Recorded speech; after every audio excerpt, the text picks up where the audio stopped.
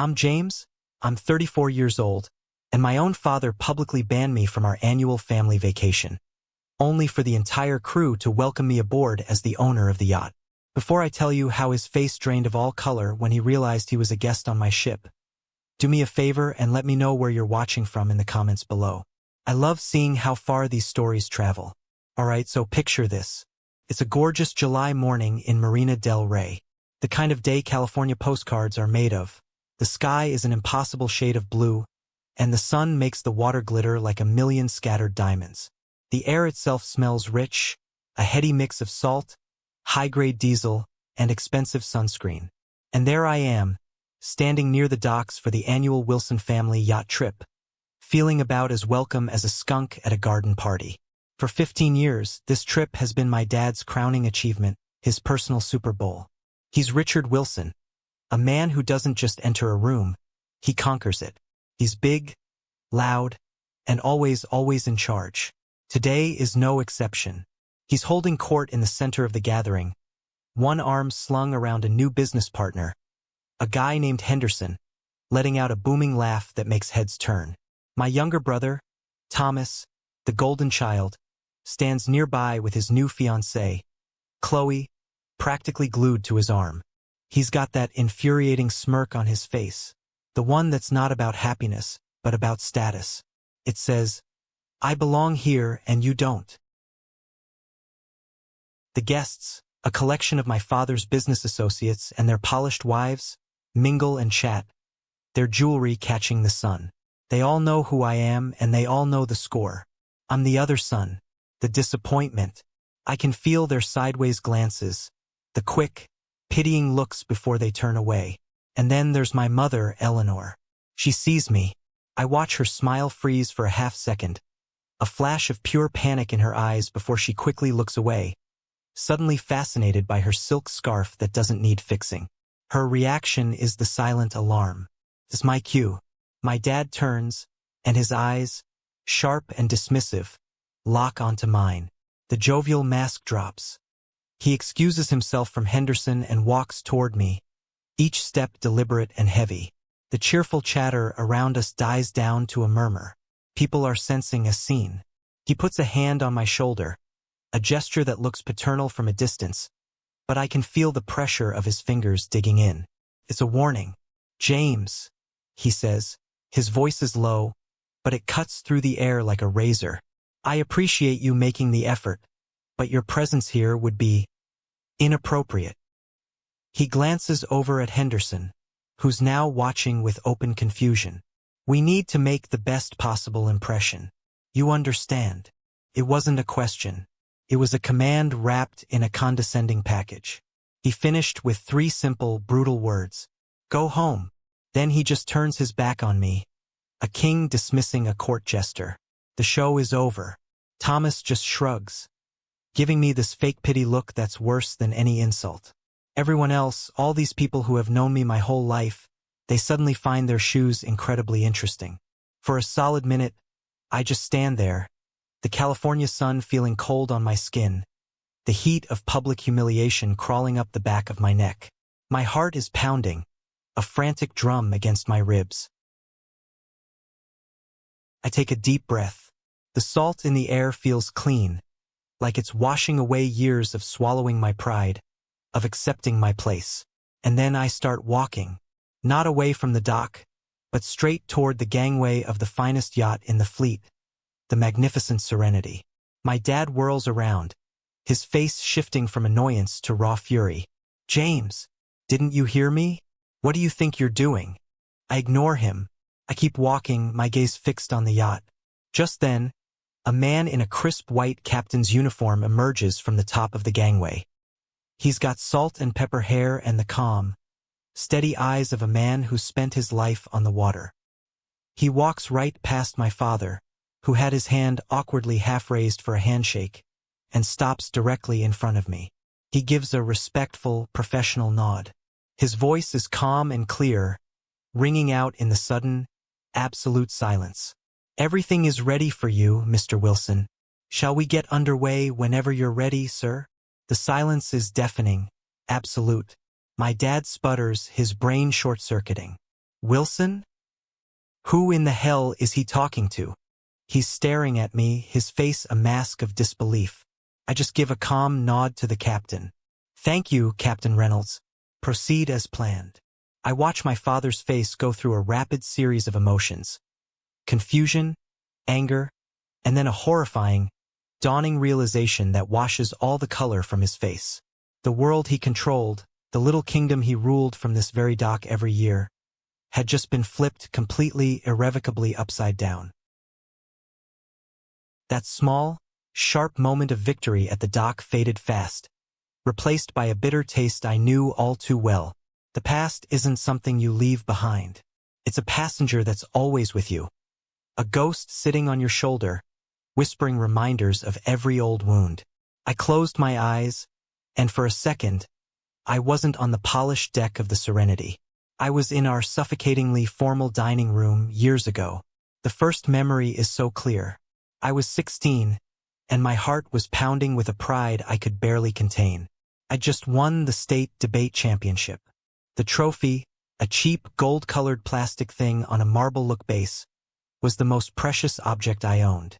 I'd set it right next to my plate, hoping, praying for a crumb of acknowledgement. I argued the importance of free trade agreements on the local economy.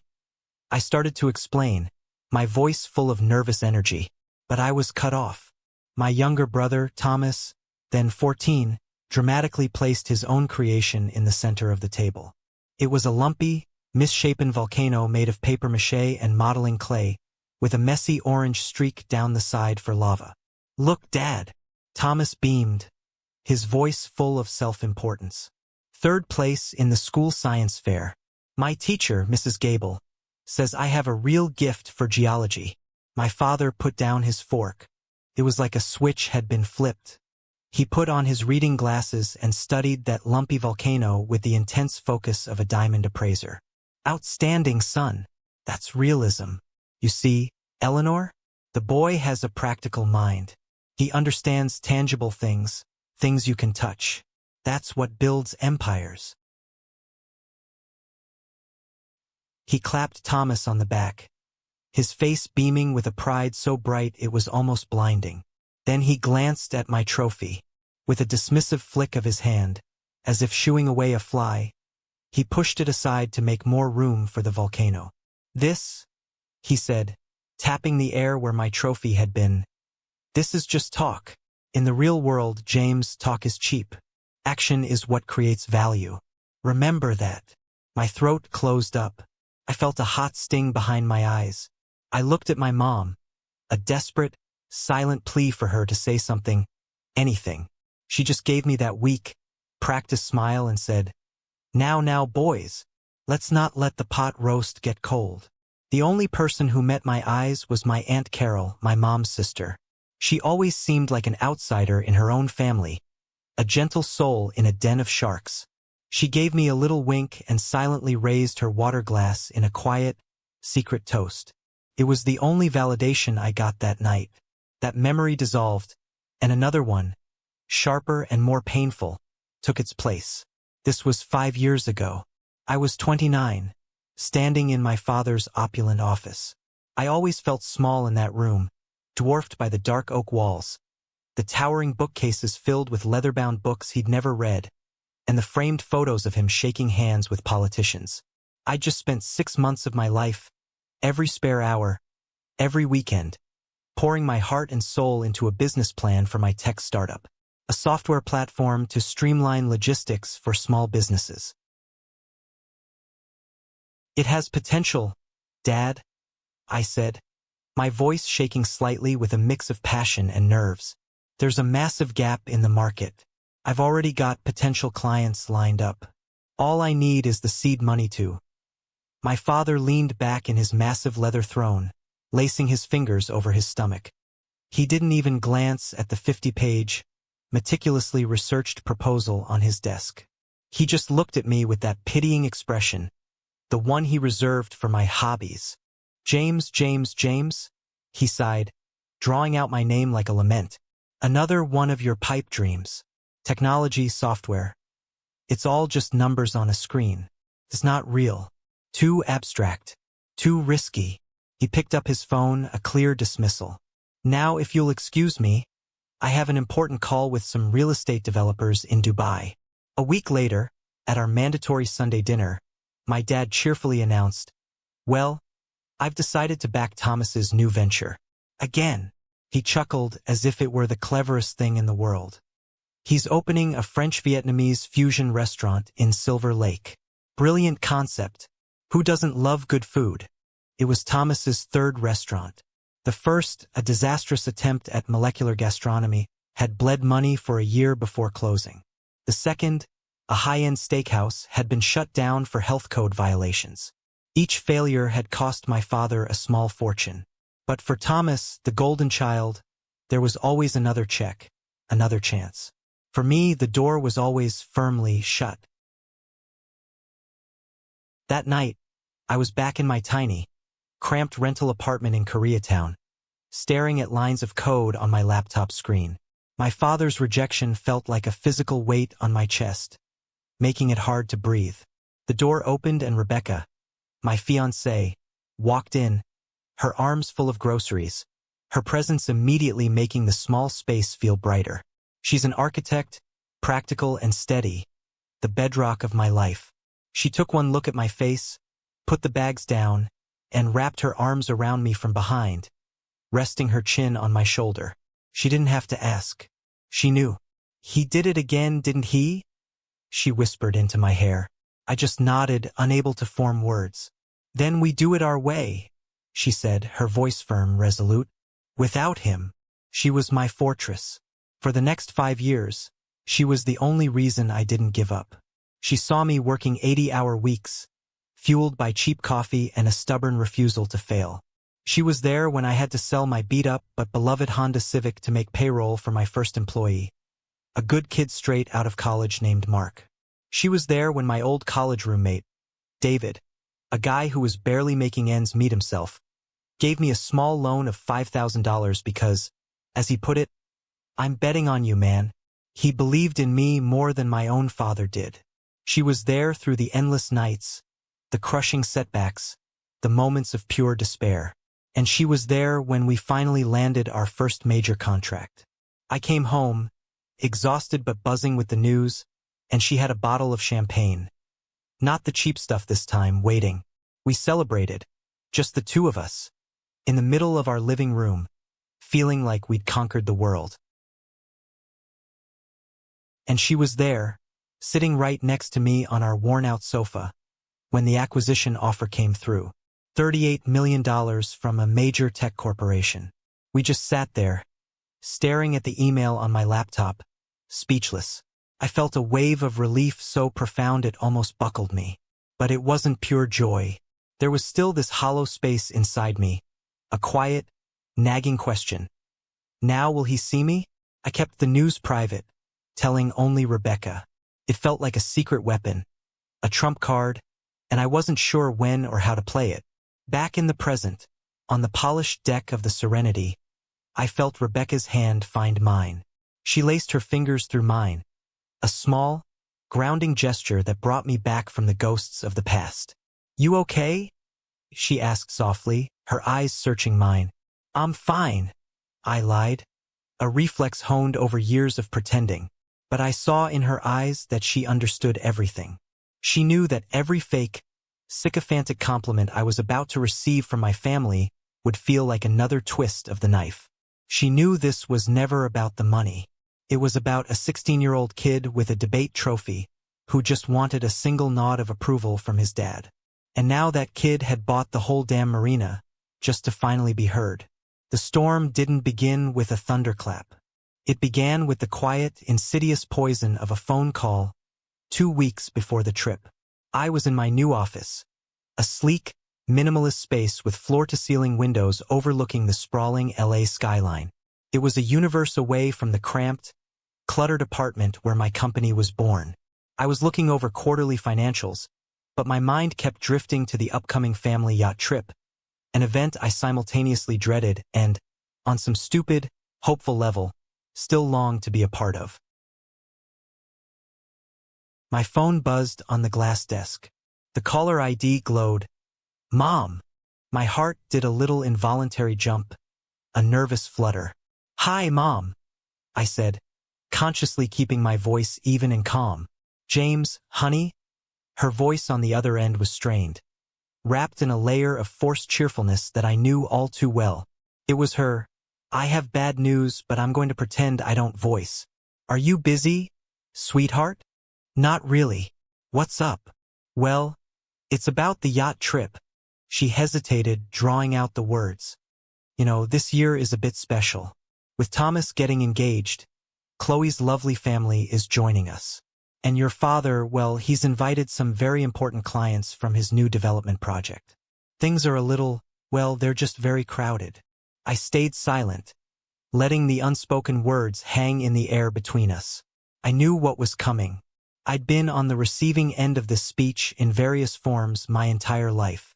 "Your father and I were thinking," she continued, her voice getting smaller, almost conspiratorial, as if she were letting me in on a difficult secret, "that maybe it would be for the best if you sat this one out, just this year.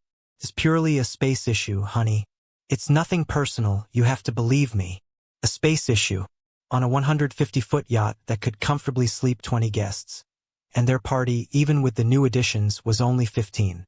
The lie was so clumsy, so transparent, it was almost more insulting than the truth. It assumed I was stupid enough to believe it. "I understand," I said.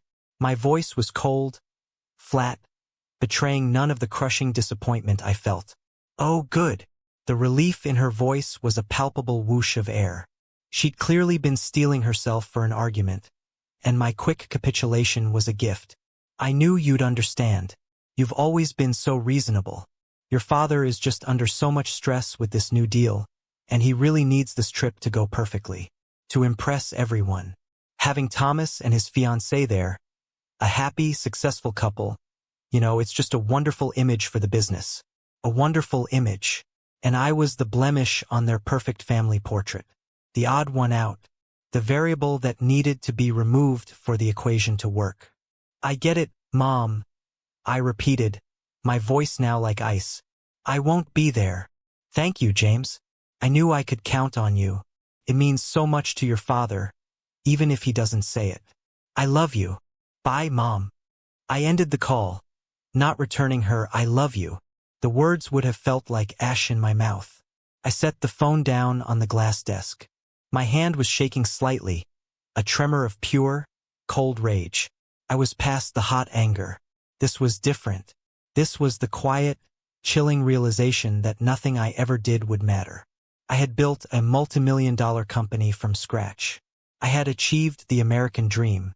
But to my own family, I was still an inconvenience, a problem to be managed and, when necessary, discarded. I sat there for a long time, just staring out at the sprawling city below. I could afford to buy anything I could see, but I couldn't buy a seat at my own family's table. The hollowness inside me felt vast. That night, I told Rebecca about the conversation over dinner on our penthouse balcony. The city lights twinkled below us like a fallen constellation.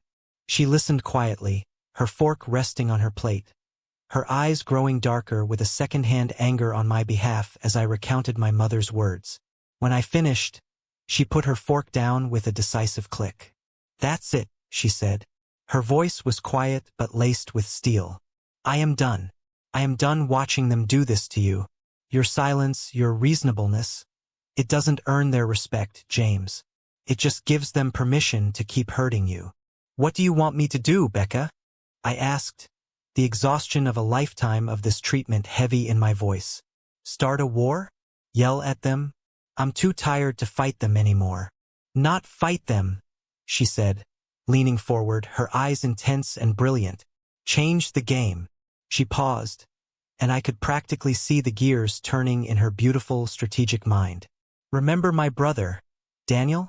The one who works in commercial banking?" "Yeah," I said, not following her train of thought. "What about him?" "He told me something last week. It was just an offhand comment, but I filed it away. One of his longtime clients, a Mr. Harrison who owns Elysian Charters, is retiring. The company is profitable, but he's tired of the grind and wants to sell it quietly, without a big fuss. Daniel mentioned that Mr. Harrison owes his bank a significant favor. I stared at her, the pieces slowly, shockingly, clicking into place. Elysian Charters. The company my father chartered from. Every single year. For 15 years. Rebecca pressed on, her voice filled with a righteous conviction that was for both of us. They want to cut you out of the picture? Fine. Let's buy the whole damn picture. Stop fighting for a seat on their boat, James. Own the boat. It's time they faced a reality they can't dismiss or ignore. Not on their turf. On yours. The idea was insane. It was audacious. It was perfect. It wasn't a loud, messy confrontation that would just end in more shouting and hurt feelings. It was elegant. It was strategic. It was speaking the only language my father truly understood. The language of power, assets, and ownership. The hesitation in my eyes, the weary resignation that had lived there for so long, slowly burned away. It was replaced by a cold, hard resolve I hadn't felt before. This wasn't about seeking approval anymore. This was about reclaiming my own narrative, my own dignity. Can you set up a meeting? I asked, my voice steady for the first time that day. Rebecca smiled, a look of both love and fierce partnership in her eyes. It was a warrior's smile. I emailed Daniel while you were still on the phone with your mother, she said. He's already on it. A week later, I was sitting across from Mr. Harrison in a quiet, wood-paneled private club downtown. He was a tan, fit man in his 70s, with kind blue eyes that had seen a lifetime of sun and sea. I had expected a tough negotiation, a grilling about my finances. Instead, we just talked. I told him I'd been a passenger on his yachts, as a guest of a guest for years. I told him I admired the quality of his fleet and the professionalism of his crew. I didn't just talk about ROI or profit margins. I told him my vision, to not just maintain the legacy of Elysian Charters, but to build on it. I talked about upgrading the fleet with the latest technology, improving the onboard services to an unparalleled level of luxury, and most importantly, taking care of the crew that he clearly loved like family. I told him I wanted to implement a profit-sharing program for all long-term employees. Mr. Harrison listened intently, his wise eyes studying me over his glass of iced tea. At the end of our 2-hour meeting, he reached across the table and shook my hand firmly. "Young man," he said, his voice raspy from years of sea air. "I've had plenty of rich men, hedge fund guys try to buy my company. They only see the assets on a balance sheet. You see the soul. She's all yours." The deal was done quickly, quietly, through a series of lawyers and accountants. James Wilson, the cast-off son, the pipe dreamer, was now the owner of his father's favorite playground. The storm had officially gathered, and it was about to make landfall. The 2 weeks between buying Elysian Charters and the day of the trip were a blur of focused, controlled intensity. I wasn't going to be an owner in name only, a rich guy with a new toy. I needed to understand this business, to earn the respect of the people who made it run. I dove in headfirst. I spent hours with the finance teams, the marketing people, the operations managers. But the most important time I spent was down at the marina, on the docks and in the workshops. I didn't show up in a suit, announcing myself as the new boss. I showed up in jeans and a plain t-shirt, with a notebook and a genuine desire to learn. I walked through the maintenance yards, the air thick with the smell of grease and fiberglass, talking to the mechanics about the quirks of the diesel engines, asking what parts were hardest to source, what would make their jobs easier. I sat with the cleaning crews during their break, listening as they told me about the best, most eco-friendly way to treat the teak decks and polish the brass fittings until they gleamed. I wasn't giving orders. I was gathering intelligence. I was showing respect. I had a long, productive meeting with the executive chef, the formidable French woman named Isabelle. She was guarded at first, expecting me to be another clueless owner with a taste for boring, crowd-pleasing dishes. Instead of handing her a new menu, I asked her, "Chef, if you had an unlimited budget and total creative freedom, what would you serve? What is the menu you've always dreamed of creating? Her professional mask slipped. Her eyes lit up with a creative fire. For the next 2 hours, she passionately described a 7-course tasting menu, a culinary journey through coastal France and Spain that she had been developing in her notebooks for years. I just listened, captivated. When she finished, I simply nodded and said, "Let's do it. For this upcoming trip, I want you to cook from your heart. Spare no expense." She looked at me, stunned, and then a slow, genuine smile spread across her face. I had just gained a powerful ally.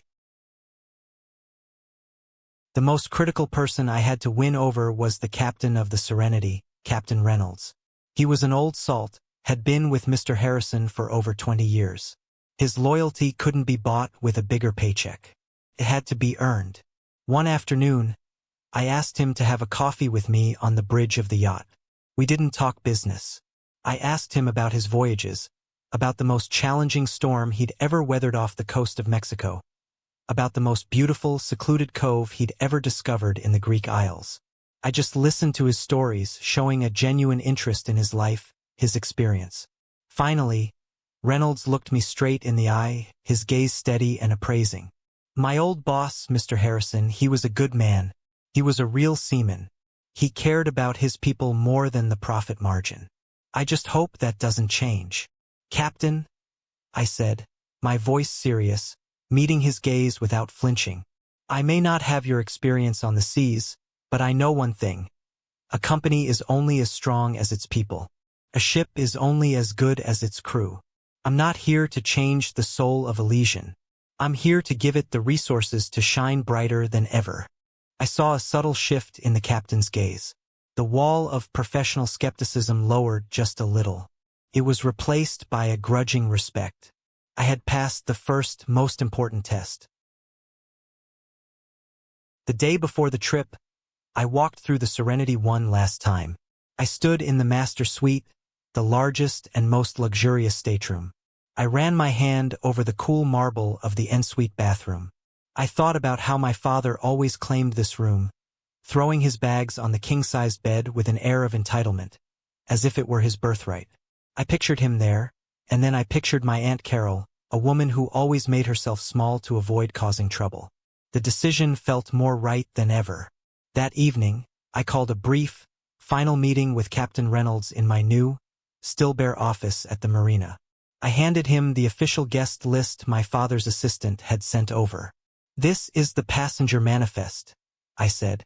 "I want to be clear. I want every one of these guests to have the absolute best experience of their lives. 5-star, world-class service. No exceptions." Reynolds nodded, his expression unreadable. "Understood, sir. However," I added, sliding a printed deck plan of the yacht across the desk, "I've made a few minor adjustments to the cabin assignments." I pointed to the master suite. "This room will be for Mrs. Carol Sterling." Captain Reynolds raised an eyebrow, just a fraction of an inch. My Aunt Carol. He knew her from past trips. The quiet, kind sister-in-law who was always polite, always appreciative, and always treated like an afterthought by my father. "And," I continued, my voice perfectly even, "Mr. Richard Wilson will be in Cabin 5. Cabin 5 was a lovely stateroom by any standard, but it was undeniably smaller, tucked away in a less prestigious part of the yacht. The newly engaged couple, Mr. Thomas Wilson and Miss Chloe Vance, will require separate spaces for their privacy. It's important they have time to reflect. Mr. Wilson will be in Cabin 4, and Miss Vance in Cabin 6.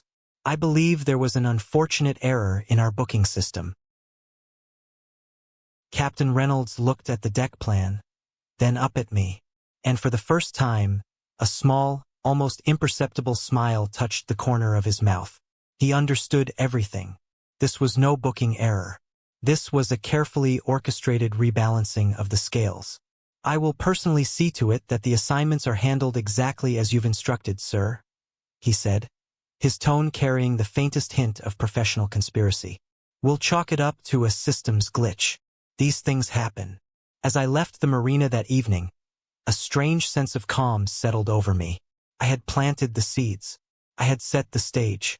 I didn't know if the performance would be a tragedy or a comedy, but I knew, for the first time in my life, that I was the one directing it. All that was left was to wait for the curtain to rise.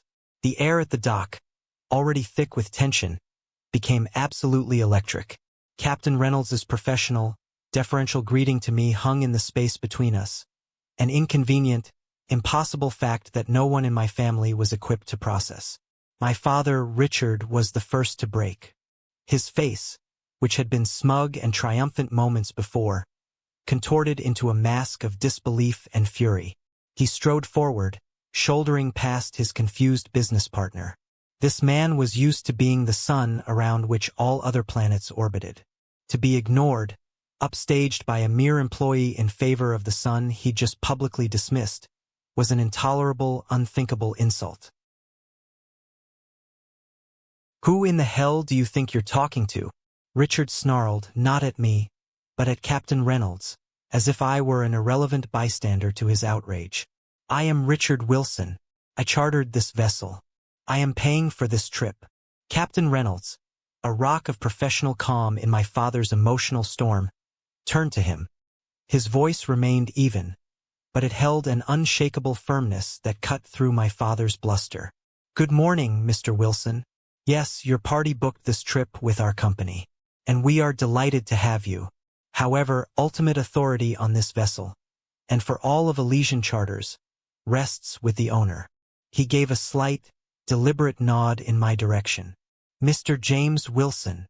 Thomas let out a short, derisive laugh. It was a nervous, automatic reflex. "That's the most ridiculous thing I've ever heard. James? The owner? Are you kidding me? The guy couldn't afford a decent apartment a few years ago. He probably lives in a van down by the river." My father seemed to find his footing in his favored son's dismissal. "Exactly. There's obviously been a mistake here. A serious one."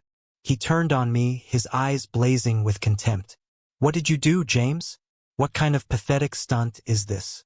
Did you pay this man to put on a show? To embarrass me in front of my associates? Have you really sunk that low?" The accusations flew, each one designed to cut, to diminish, to put me back in my place. But I remained still, my calmness a stark contrast to his sputtering rage. It seemed to only fuel his fire. I didn't answer him. I knew from a lifetime of experience that arguing with my father was like shouting into a hurricane.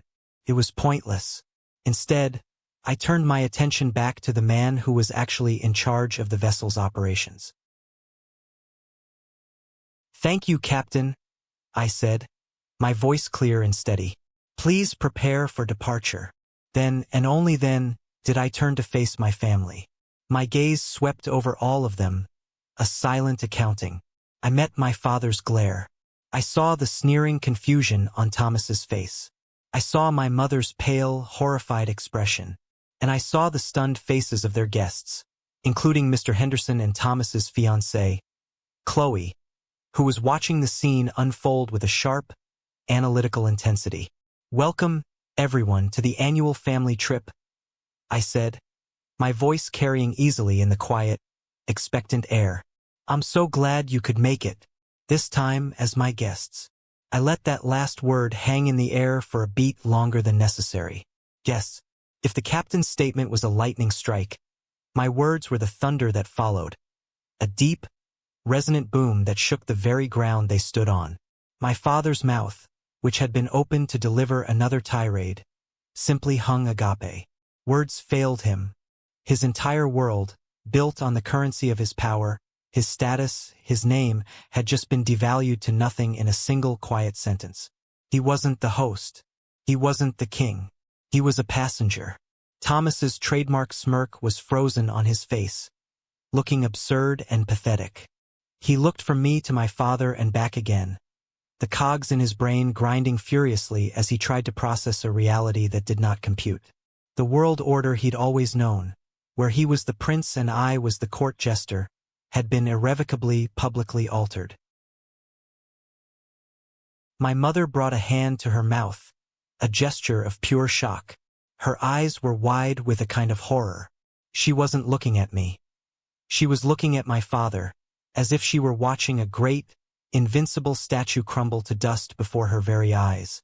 Chloe's reaction, however, was the most telling. She wasn't just shocked. She was calculating. Her sharp eyes swept over me, a rapid, cool reevaluation. The simple, inexpensive polo shirt she'd dismissed minutes ago now looked like a uniform of understated, confident power. The man she'd written off as a peripheral failure, a footnote in the Wilson family saga, was now the undisputed protagonist. She shot a quick, almost imperceptible glance at Thomas, her fiancé, and for the first time a flicker of something cold disappointment, reassessment, crossed her perfect features. But the reaction that truly anchored me, the one that meant the most, came from the one person I hadn't expected to step forward. My Aunt Carol, who usually faded into the wallpaper at these events, quietly walked past my stunned parents and stopped in front of me. She had kind, gentle eyes and a warm smile that I cherished my whole life. She didn't say a word.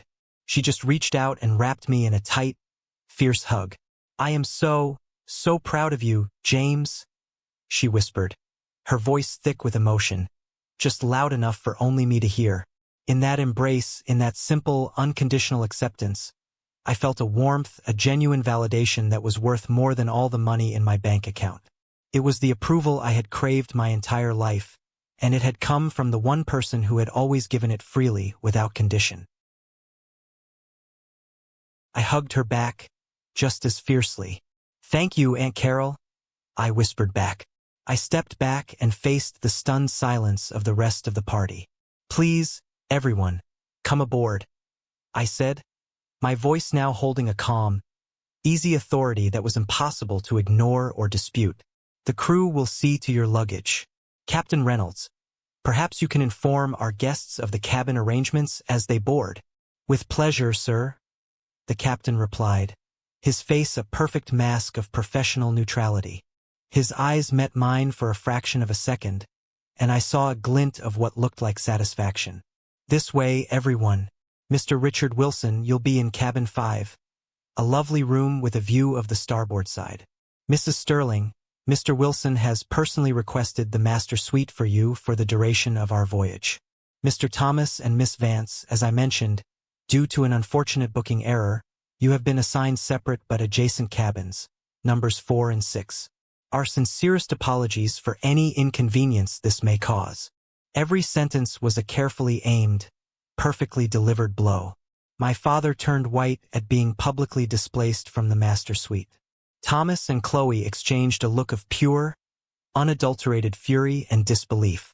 I didn't stick around to watch the rest of the fallout. I'd said and done what I needed to.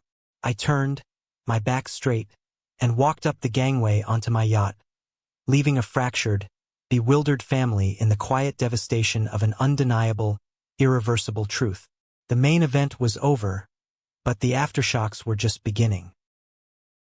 That first dinner on the yacht was an exercise in heavy, suffocating silence.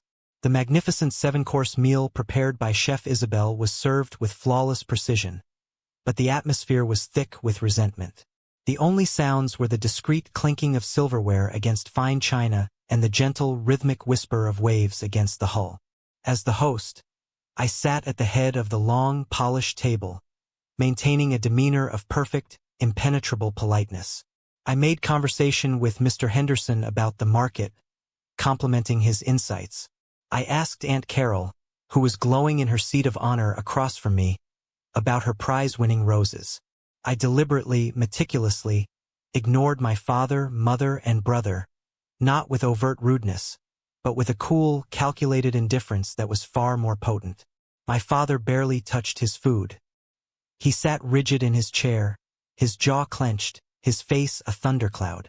Every few minutes, he'd shoot a venomous glare in my direction, which I would meet with a calm, neutral expression before turning back to my other guests. My mother tried to spark a few meaningless conversations about the weather and the beautiful sunset, but they died out almost immediately, starved of oxygen in the tense air. Thomas, for his part, just kept drinking wine, his eyes fixed on his plate, his usual bravado completely gone, replaced by a sullen, petulant silence. My seating arrangement had worked exactly as intended.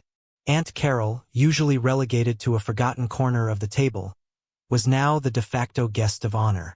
She looked a bit flustered by the attention but also undeniably, deeply pleased. Thomas and Chloe were separated by two other guests, making any private, whispered scheming impossible. The tension between them was a tangible thing, a cold front that had settled over their side of the table. Later that night, long after the guests had retired to their cabins, I was standing alone on the aft deck, watching the moonlight create a shimmering silver path on the dark water. The sea air was cool and clean. I heard soft footsteps on the teak deck behind me. It was my mother. Her expensive silk wrap fluttered in the sea breeze as she approached, looking smaller and more fragile than I'd ever seen her. She didn't start with an apology. She started, as she always did, with an accusation disguised as concern. "Why, James?" she asked, her voice trembling with a chaotic mix of emotions. "Why would you do this? Why would you humiliate your father like that, in front of his business partners? You know how much pride he has. You could have destroyed a major deal for him." I turned to face her. The moonlight cast long shadows on her face, highlighting the lines of worry and fear etched around her eyes. My own voice was quiet, devoid of the anger she expected. I was just tired. "Pride?" I asked, the word tasting like ash in my mouth. "Is that what you call it, Mom? Or is it ego?" He's not proud of his family. He's proud of his image. And today, for the first time, that image cracked. He's not upset about a deal. He's upset that he lost control. "It was more than that," she insisted, her voice rising. "It was cruel. It was vindictive. You've changed, James. You were never like this." A bitter, humorless laugh escaped my lips. "I've changed." I took a step closer, my voice dropping to a painful whisper. "No, Mom. I haven't changed. I've just stopped accepting my designated role in this family. I have spent my entire life starving for a scrap of approval, a single shred of respect. I worked my tail off, I built something from nothing, with no help from either of you. And my reward for all that? A phone call telling me I'm not welcome because I might spoil the image you want to project." I looked her straight in the eye, forcing her to meet my gaze. "I spent years hoping you spoke a different language, Mom. The language of love, of support. I was wrong. The only language you and Dad seem to understand is the language of power, of assets, of control. So, I decided to finally speak your language. Am I coming through loud and clear now?" She flinched as if my words had physically struck her. Tears welled in her eyes. Tears of frustration, of self-pity, not of remorse. She turned and hurried away without another word, leaving me alone with the wind and the waves. Nothing had been resolved, but a wound that had festered in the dark for decades had finally been exposed to the cleansing salt air. A little while later, another figure emerged from the shadows of the salon. It was Thomas. He wasn't drunk anymore, just deflated. His usual smugness was gone, replaced by a raw, almost childlike confusion. He came and stood beside me at the railing, staring out at the dark, endless water. "I didn't know," he said softly, his voice barely audible over the sound of the engine. "Didn't know what, Thomas?" I asked, my own voice flat. "Any of it," he mumbled. "About the business plan, the loan from David. All of it. I just thought. That's how things were. Dad always had my back. I never really thought about why he didn't have yours." He turned to me then, and for the first time in our entire lives, I saw a genuine, unguarded question in his eyes. Was I really that bad? Was I a terrible brother? I looked at my brother, really looked at him, perhaps for the first time. I didn't see my rival. I didn't see the golden child. I saw a product of a toxic system, a boy who had been so used to the path being cleared for him that he never once stopped to look at the person being pushed aside to make way. He wasn't necessarily malicious. He was just blissfully, willfully ignorant. I didn't answer him right away. I let the question hang in the salt air between us, a heavy, uncomfortable weight. Finally, I spoke, my voice neutral, holding no accusation, only a simple, undeniable truth. Ask yourself why I had to buy an entire multi-million-dollar yacht company just to get a seat at the table with you, Thomas? I said quietly. The answer to your question is probably in there somewhere. I gave his shoulder a light, dismissive pat. Not a gesture of forgiveness but of finality, and went back inside to my own cabin, leaving him alone on the deck, under the cold, indifferent stars, forced, for the first time in his pampered life, to confront a question for which he had no easy answer. 6 months passed. The hot, dramatic blaze of summer gave way to the cool, introspective gray of a California winter.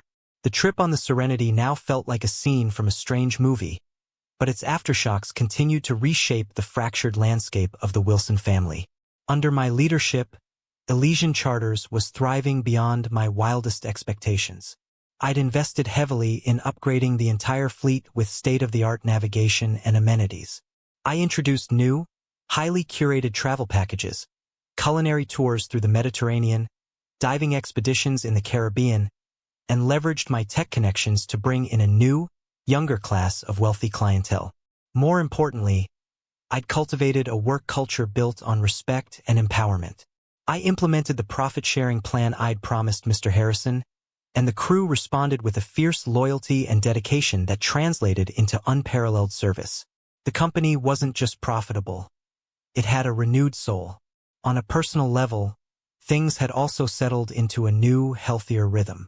Rebecca and I got married in a small, intimate ceremony on the deck of the Serenity at sunset, surrounded only by the people who truly loved and supported us. My wonderful Aunt Carol, my first employee Mark, my old friend David who had given me that crucial first loan, and Rebecca's warm, wonderful parents, who had always treated me like a son. It was perfect. My relationships with my immediate family had fundamentally, seismically changed. I spoke with Aunt Carol weekly, our bond stronger than ever. I got the occasional, hesitant text from Thomas. After the trip, Chloe, seeing that the bank of Dad was officially closed, had called off the engagement. The fallout had forced Thomas, for the first time in his 32 years, to stand on his own 2 feet.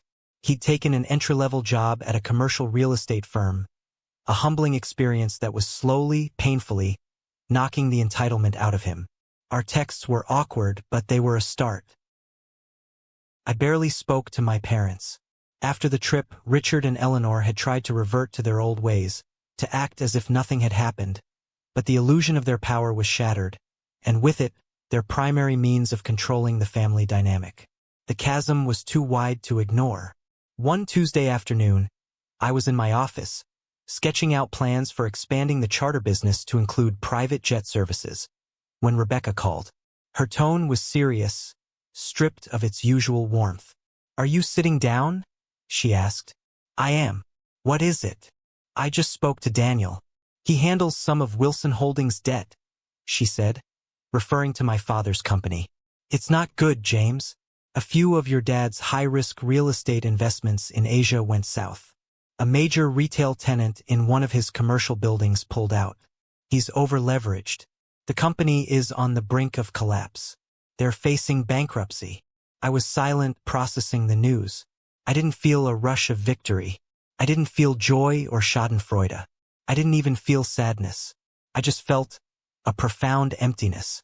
The empire my father had spent his life building, the one he had sacrificed his own son's well-being for, the one he used as a shield and a weapon, was crumbling under the weight of his own arrogance. "It's his own doing, James," Rebecca said gently, reading my silence. "He got reckless. He always believed he was too big to fail." "I know," I said quietly. As I expected, my phone rang late that afternoon. The caller ID glowed with a name I hadn't seen in months. Richard Wilson. I let it ring 3 times before answering. "James." His voice on the other end was hoarse, stripped of its usual booming authority. Sounded thin, fragile. There was a weariness to it, a desperation I had never heard before. I need to talk to you." We met at a quiet, anonymous coffee shop in a strip mall halfway between my office and his home. It was neutral ground. My father looked like he had aged 10 years in 6 months. The lines around his eyes were deeper, His expensive suit seemed to hang off his frame, and the aura of invincibility that had always surrounded him was gone, replaced by a gray cloud of defeat. He didn't beat around the bush.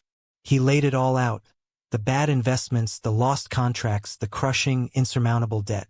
Then he looked at me, his eyes bloodshot, and I saw a look I had never seen from him in my entire life. A raw, desperate plea. "I need a loan, James," he said, his voice barely a whisper, the words tasting like poison in his mouth. "A bailout, a significant one, just to get through this crisis. You're my only hope." This was it, the moment of ultimate reversal, the moment I had subconsciously been waiting for my whole life. The power was entirely, absolutely mine. I could be the savior. I could write a check and, in doing so, make him my debtor, forever beholden to me. I could make him acknowledge my worth, make him grovel. I could perpetuate the same toxic cycle of control, using money as a weapon, just as he had always done to me. The temptation was immense, a dark, satisfying pull. I looked at my father's hopeful, desperate face, and I saw another path, a harder path, a better one. "No," I said, my voice soft but firm. My father's face hardened, a flash of his old, arrogant self returning. "No? After everything I've done for you, after the life I gave you." "What life did you give me?" I interrupted, my voice still quiet, but now laced with an unbreakable steel. "You taught me that love is conditional. You taught me that a man's worth is measured by his bank account. You taught me that it's acceptable to sacrifice one son's happiness for the other's ego." I shook my head, a sense of finality washing over me. "I won't save your company, Dad. That's your legacy. The mistakes were yours, and you have to face them." The desperation in his eyes curdled back into a familiar, sputtering anger. "So that's it? You're just going to let me fail? Just to get your revenge?" "This isn't revenge," I said, and I realized with a startling clarity that it was true. The desire for revenge had burned out, leaving something cleaner in its place. I took a deep breath before making my final offer, extending an olive branch on my own terms, in a language he had never learned to speak. "I won't give you money, but if you want, this Sunday we can go fishing. Just the two of us, on a small, rented boat. No business talk, no talk about the past. Just fishing." My father stared at me, dumbfounded, his mind unable to compute the offer. He had expected a negotiation, a lecture, a triumphant "I told you so," or a bitter refusal. He had not expected this. An offer of time, not money. An offer of connection, not a transaction. He didn't answer. He just shook his head in disbelief, stood up, and walked out of the coffee shop, leaving me alone with my cold coffee and the quiet, unshakable certainty that I had finally, truly broken free. 3 months later, on a cool, overcast Sunday morning, I drove to a small public dock in Long Beach. This place was a world away from the glitz and glamour of Marina del Rey.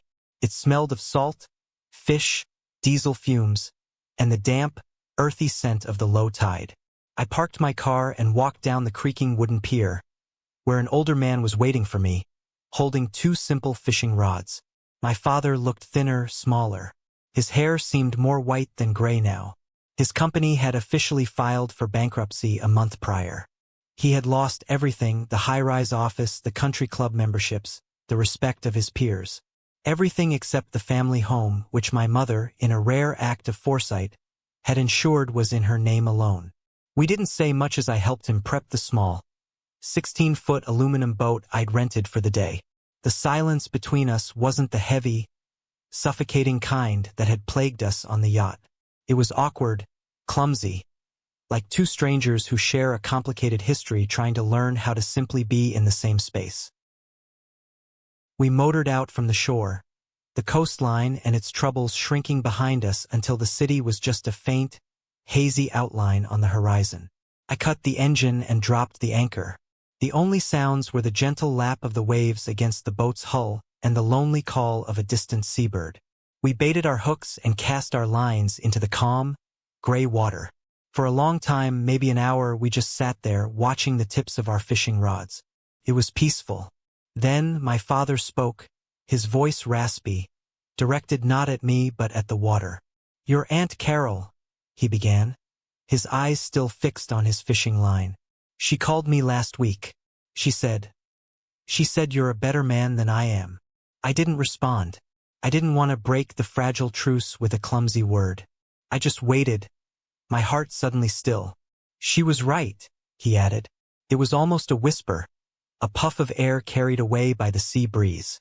It wasn't a grand, tearful apology. It didn't magically erase decades of hurt and neglect. Couldn't. But it was something. It was a crack. A tiny crack in the lifetime of ego and pride he had built around himself like a fortress. I took a deep, steadying breath, tasting the salt in the air. I looked at my father, really looked at him, not as the titan who had cast a long shadow over my life, but just as a man. An old man, a failed man, a man who was trying to find his way through the wreckage of his own making. And for the first time in my life, I didn't feel the familiar sting of resentment or the burn of anger. I just felt a flicker of something quiet, something that felt a lot like compassion. I realized in that moment that the real victory wasn't when Captain Reynolds called me owner. It wasn't buying the company or stunning my family into silence. The real victory was this moment, right here on this little boat, in the middle of a vast gray ocean. It was the ability to choose connection over conflict, to choose a quiet moment of healing over a loud moment of revenge. I didn't need to own the yacht to prove my worth. I just needed to learn how to be the captain of my own soul. "Maybe we'll catch the big one next time, Dad," I said quietly, breaking the long silence. My father turned and looked at me, and for a fleeting instant under the gray sky, I saw a small smile touch his lips. It wasn't his old, booming, confident smile. It was something new, something small and real. "Maybe we will, son," he replied. "Maybe we will." Out on the open water, under a vast and forgiving sky, a new day was dawning. Not with a bang, not with a triumphant explosion, but with a quiet, simple, and hopeful promise. Thank you so much for listening to my story. I hope it resonated with you in some way. Have you ever been in a situation where you had to completely change the rules of the game to be seen and respected? I'd love to hear about it. Please share your story in the comments below, and don't forget to like and subscribe so you don't miss what's next.